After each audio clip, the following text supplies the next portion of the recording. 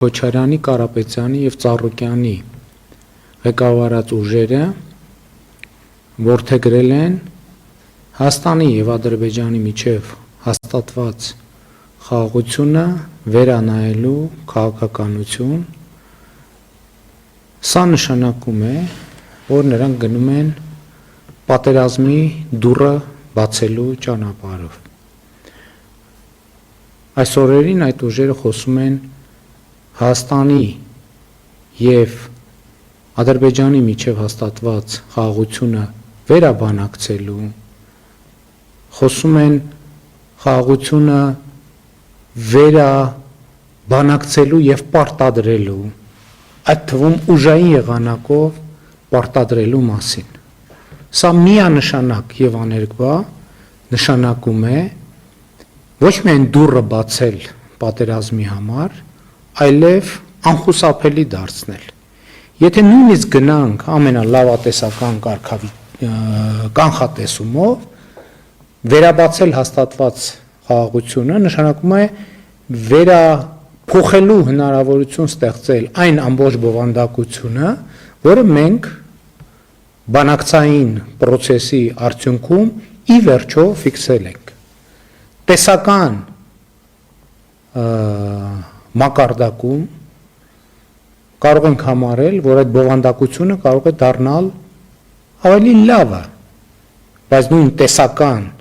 մակարդակում այդ բովանդակությունը կարող է դառնալ ավելի վատը, բայց շատ ավելի հավանական է և էլի, եթե նույնիսկ չգնահատենք տեսական մակարդակում, այդ բովանդակությունը ամբողջությամբ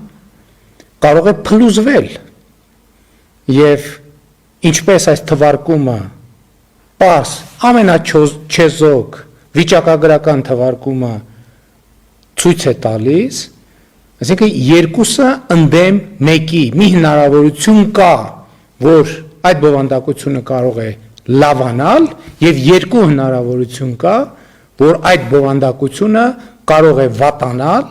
ընդ որում երկու, այսինքն մի հնարավորություն ընդդեմ երկու հնարավորության, և այս երկու հնարավորության դեպքում էլ զարգացման տրամաբանությունը տանում է դեպի պատերազմ։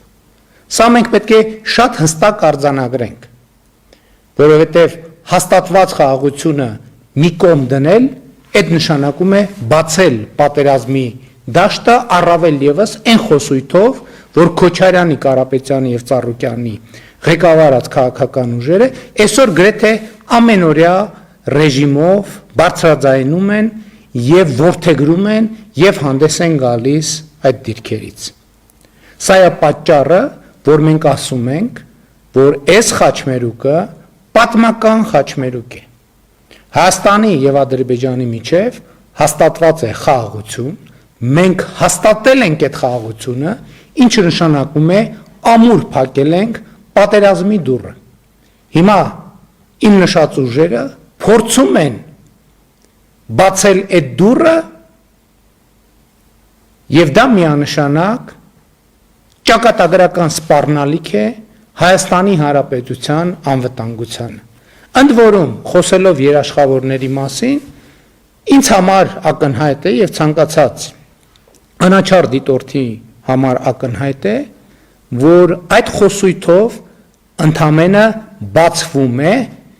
մեր տարածաշրջան և մեր երկիր խաղաղապահներ մտցնելու դուռը, իսկ թե